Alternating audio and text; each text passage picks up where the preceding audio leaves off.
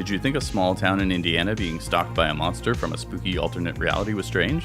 Did you think a girl who can flip vans with her mind was strange? Did you think Jonathan Byers actually kicking Steve Harrington's ass was strange? Well, in Season 2, things get even stranger. Here's Stranger Things Season 2 in 6 minutes. If you spent Season 1 sure that logic dictates that there must have been other weird number people tested on by Dr. Brenner even before 11, you were right.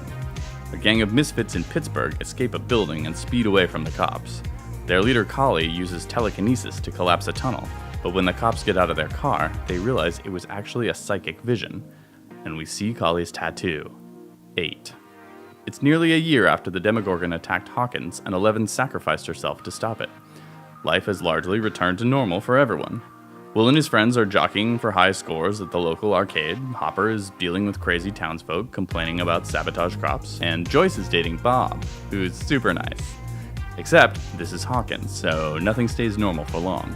The crops are rotting at a supernatural rate, and Will is still being plagued by visions of the Upside Down, despite regular visits to the new head of Hawkins' lab, Dr. Owens, head scientist and flamethrower manager. He heads down to the gate of the Upside Down in the basement, and we see that the Upside Down seems to be making a hell of an effort to come right side up. Will's visions are getting worse, too. He steps out of his house and sees a giant monster looming in the clouds. Normal kid stuff. But it's not all bad. Hopper's covering up more than just what went down last year. 11 is alive, and expanding her palette from Eggos to TV dinners. Turns out she wasn't killed, but transported to the Upside Down. She escaped, but rather than put Mike and her friends in danger, she retreated into the woods and was later taken in by Hop, who reveals himself to be a master in the art of dance. On Halloween, Dustin and Lucas try to invite Max, the new girl, trick-or-treating, but she's really not having it. Neither is her insane jackass of an older brother, Billy. But she has a change of heart and scares the shit out of the boys halfway through the night. Max doesn't scare Will quite as much as his new vision of the shadow monster, though. Dustin returns home and discovers a strange little reptile he names Dart, and decides to keep it as a pet. That's not gonna backfire. He plays it totally cool with his mom, too. Hopper finds out that the rot in the fields of Hawkins is spreading into the forest as well, and tracks the epicenter of the activity to, you guessed it, Hawkins' lab. But Dr. Owens denies involvement. Anyone believe him? No? Moving on. Will has another vision of the shadow monster outside of Hawkins' lab, and decides to one-up 11's psychic powers, with the power of communication. That ends up being way less effective than Mind Blasts, and the shadow monster attacks Will.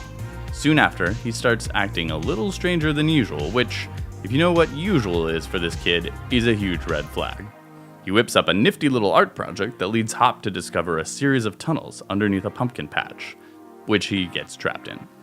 11 discovers Hopper's files on her birth mother, Terry Ives, and after months of seclusion, decides she's had enough and sets out to find her. And she does, but Terry doesn't communicate with 11 verbally. She does, however, telepathically impart her memories of 11 being taken from birth, showing her the girl she grew up with in Hawkins' lab, Collie. 11 hitchhikes to Chicago to find her. Will uses his connection to the shadow monster, which is acting as a sort of window into the Upside Down, to find Hopper. Joyce and Bob rescue him just as the flamethrower troops from Hawkins' lab show up to light things up. And as soon as the flames start, Will starts screaming like a banshee. Back at the lab, Dr. Owens brings Hopper underground and shows him that the gate into the Upside Down is spreading like a cancer. Will wakes up with symptoms of amnesia and an extreme sensitivity to fire being applied to organisms from the Upside Down. But he does seem to know that the shadow monster doesn't want the scientist inside a certain chamber of the tunnel system. Or at least, that's what he says. Because once the scientists arrive, they're attacked by a horde of demodogs identical to Dustin's pet Dart, who's grown up into quite the little monster. 11 arrives in Chicago and is taken in by Collie and her ragtag bunch of outcasts, who exact revenge on those who have wronged them. Collie has informed on a number of staff members from Hawkins' lab, and 11 recognizes one of them as the one who shocked her mother into her catatonic state. They enter his home and attack him, and he tells them that Dr. Brenner is still alive. That's a thread we're gonna have to pick up in Season 3. 11 realizes that her friends are in danger and heads back to Hawkins. The demodogs surface from underneath Hawkins' lab and run rampant through the building. Mike realizes that the shadow monster is using Will to spy on them and convinces Joyce to sedate him.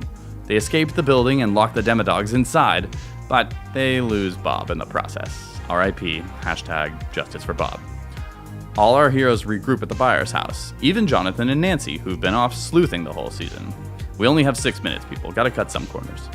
Dustin explains that the shadow monster is behaving just like the mind flayer of D&D, overtaking Will's mind with his sights on pretty much everything.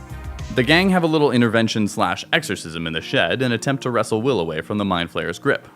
While they don't break its hold, they do manage to loosen it enough for Will to tell them, through Morse code, that the only way to defeat the mind flayer is to close the gate under Hawkins' lab. But they're going to need a really powerful psychic. Ah, she's back. While Hopper and Eleven travel to the lab, the kids, and greatest babysitter of all time, Steve Harrington, travel to the nexus of the tunnel system to set a fire that will draw the Demodogs away from Eleven. Meanwhile, Joyce, Jonathan, and Nancy turn Hop's cabin into a backwoods sauna to drive the mind flayer out so it doesn't kill Will once Eleven closes the gate. The kids set the fire and the mind flayer flees. Ha! Mind flayer. Eleven and Hopper travel underground, and just as the mind flayer begins to burst through, Eleven goes full-on Jean Grey and closes the gate, instantly killing the hordes of Demodogs and returning Hawkins to safety once more. And they all lived happily ever after. Just kidding. The mind flayer is totally still out there and hungry for revenge. How will that revenge take shape? We'll see once Season 3 drops. For more on Stranger Things, check out all the Easter eggs and references we found in Season 2 and our recap of Season 1. And as always, be sure to follow and subscribe wherever you like to watch IGN.